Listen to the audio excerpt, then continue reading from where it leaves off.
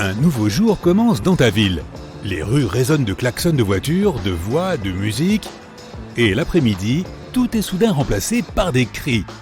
Ce jour-là, les gens ont vécu la plus grande frayeur de l'histoire de l'humanité.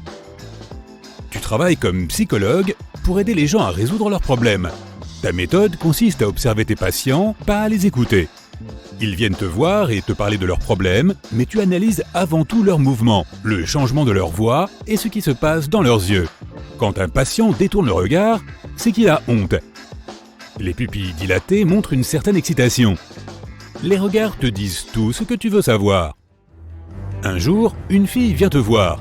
Elle s'assoit et se met à parler de ses problèmes familiaux. Tu la regardes dans les yeux et tu te figes. La peur envahit ton corps et la sueur coule sur ton visage. Tu ne vois rien dans ses yeux, ils sont complètement noirs. Tu remarques quand même que ses yeux bougent, mais l'iris, la pupille et le blanc sont devenus noirs et se confondent. Tu ne comprends pas ce qu'elle regarde ni quelle émotion elle éprouve. Tu as peur, mais tu tâches de paraître calme. Après quelques secondes, la fille hurle de terreur et se couvre la bouche. Elle te demande ce qui est arrivé à tes yeux. Tu te précipites dans les toilettes pour te regarder dans le miroir. Tu as alors envie de crier toi aussi, car tes yeux sont noirs. En regardant attentivement, tu vois l'iris et la pupille, mais la sclère, qui est normalement la partie blanche de l'œil, est complètement noire. La jeune fille s'excuse et se précipite hors du cabinet. Tu annules tous tes rendez-vous du jour. Les gens marchent rapidement dans les rues. Tête baissée, ils se bousculent mais ne disent rien. Personne n'ose regarder un autre dans les yeux. Beaucoup d'émissions de télévision et d'événements ont été annulées. Toutes les stars que tu adores font maintenant peur. Le lendemain, la panique retombe et les gens essaient de comprendre la situation. Il s'avère que la couleur des yeux des gens n'a pas changé, juste la sclère. Cela crée une sorte de fusion avec la pupille, que l'on ait les yeux verts ou marrons. Les mouvements des yeux deviennent difficiles à distinguer, car c'est grâce au blanc de l'œil que nous pouvons suivre la direction du regard des autres. Quand tu entres en contact visuel avec quelqu'un, vous établissez immédiatement une connexion non verbale. Mais aujourd'hui, cette connexion n'est plus. Il est impossible de lire les nuances liées aux différentes émotions. Imagine que tu rencontres un ours dans la forêt. Tu ne serais pas capable de deviner son niveau d'agressivité rien qu'en regardant ses yeux. Va-t-il t'attaquer ou fuir ? Eh bien là, tu ne serais pas plus en mesure de comprendre l'humeur de ton interlocuteur. Il est vrai qu'une personne peut exprimer ses émotions par un sourire, un froncement de sourcils ou un retroussement de nez, mais toutes ces expressions faciales peuvent être troublantes si tu ne comprends pas le regard d'une personne. Un grand homme passe devant toi. Il a l'air mécontent. Tu regardes ses yeux noirs et tu devines qu'il te fixe. Effrayé, tu l'esquives et augmentes ta vitesse. Mais il s'avère que l'homme ne regardait même pas dans ta direction. Les sourires des gens semblent tous identiques.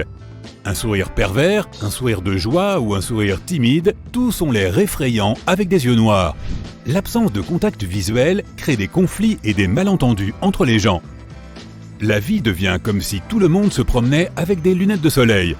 Tu peux t'asseoir dans le bus et regarder n'importe qui sans craindre que ton regard ne soit remarqué. Par ailleurs, n'importe qui peut aussi te regarder sans que tu ne te doutes de rien. C'est amusant au début, mais avec le temps, tu te rends compte que le contact visuel avec les autres te manque. Tu regrettes le temps où tu pouvais passer des heures avec un être cher et vous comprendre sans dire un mot. Tu dois regarder attentivement le visage d'une personne pour distinguer les mouvements de ses yeux. Il s'agit d'un procédé très gênant. Tout le monde n'est pas prêt à laisser un inconnu le fixer du regard pendant si longtemps. Les séances visuelles gagnent en popularité. Des gens entrent dans une grande pièce et se mettent par deux, puis ils se regardent pendant des heures afin de compenser le manque de communication visuelle non verbale. Les entreprises de lentilles de contact sont florissantes, car des millions de personnes veulent mettre des lentilles de couleur blanche pour retrouver un regard naturel. Mais ces lentilles doivent couvrir l'intérieur de l'œil pour simuler la couleur blanche. Cela cause un inconfort et endommage la vue. Les scientifiques trouvent rapidement un moyen de remédier à ce problème. Certaines lentilles rendent l'iris blanc à la place. Désormais, quand un œil blanc avec une pupille noire apparaît sur le fond noir de la sclère, il est alors plus facile de communiquer. Mais maintenant, tous les gens ont les mêmes yeux blancs et c'est aussi effrayant. C'est comme si des robots humanoïdes se baladaient dans les rues. Certaines personnes décident de porter ces lentilles, tandis que d'autres se retrouvent avec une sclérotique noire. Les personnes aux iris bleus sont les plus compréhensibles, car cette couleur se détache parfaitement sur le fond noir. Quand tu parles à l'une d'elles, tu captes son regard, tu suis les mouvements de ses iris et tu comprends ses émotions. Les autres personnes s'éloignent les unes des autres en raison du manque de communication non verbale. Les gens passent encore plus de temps sur les réseaux sociaux. Grâce aux filtres, ils retrouvent leur ancienne apparence sur les photos et les vidéos. Lors des appels vidéo, on comprend mieux l'autre personne que dans la vie réelle.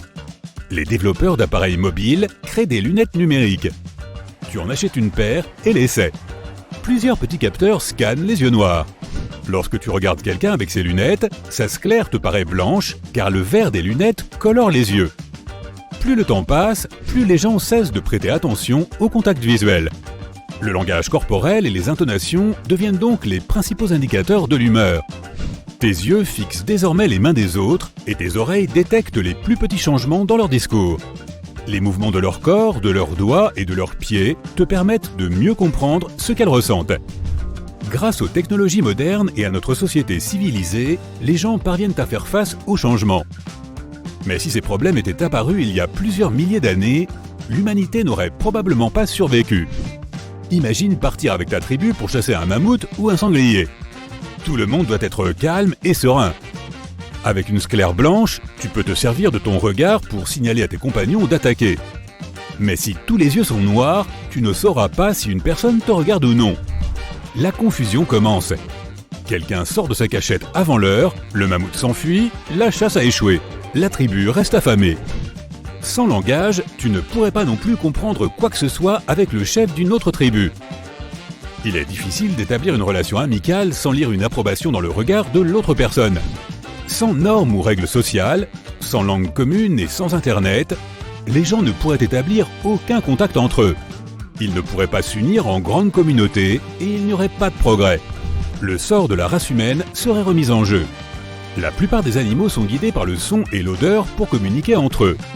Peut-être l'évolution aurait-elle développé l'odorat et l'ouïe chez l'homme. Dans ce cas, le concept même de mode et de beauté aurait changé. L'odeur corporelle, le parfum et le timbre de voix seraient devenus plus importants que l'apparence physique. Aujourd'hui, avec l'aide de la chirurgie plastique, tu peux changer d'apparence. Dans un monde où ta voix serait plus importante que tes yeux, les médecins pourraient pratiquer des interventions chirurgicales pour modifier ta voix. Tu détectes les odeurs les plus subtiles des autres et ferais tout pour que la tienne soit parfaite. Des opérations seraient pratiquées sur les glandes sudoripares. À l'aide de microfiltres spéciaux, tu pourrais choisir ton odeur. Maintenant, après le sport, tu pourrais carrément sentir le pamplemousse ou l'asphalte mouillé.